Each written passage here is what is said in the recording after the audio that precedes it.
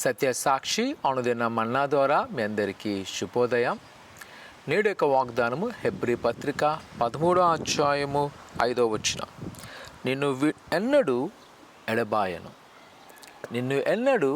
ఎడబాయను.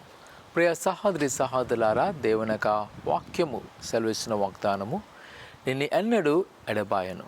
నిజమే, నా జీవిత అనుభవంలో నుంచి చూస్తున్నప్పుడు కొన్ని ప్రతికూల పరిస్థితుల్లో ఎవరు సహాయం చేయలేని కాలము, అనుకున్నవారు చేస్తారనుకున్నప్పుడు చేయని పరిస్థితి.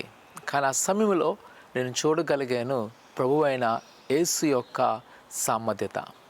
ఆయన ఆ సమయంలో నన్ను విడవలేదు, ఎడబాయలేదు, నన్ను తోలనాడలేదు, కానీ ఆయన హత్తుకొని దరి చేర్చాను. ఆయన ఎల్లప్పుడూ నాతో సహాయకుడిగా ఉండాను.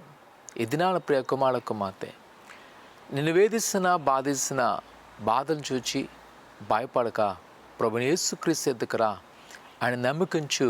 ఆయనకి సహాయం చేయబోతున్నాడు. ఎందుకంటే ఆయన విడవడు, ఆయన ఎడబాయడు. ఈరోజు ఒకవేళ ఆయన వైపు చూస్తున్నావా, ఆయన ఆశీర్వదించబోతున్నాడు. ప్రార్థన చేసుకుందాం. పరిశుద్ధుడా, ఘనమైన దేవా, నీ వందనాలు. నీ బిడ్డలైన వారిని మీరు జ్ఞాపకం చేసుకుని నీ దేవాశీర్వాదంతో నింపండి. నీ కృపాక్షలు నింపి బలపరచండి.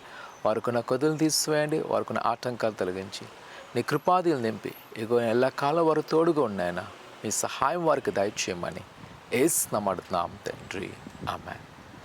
దేవుడు దీవించును గాక. ఆమేన్.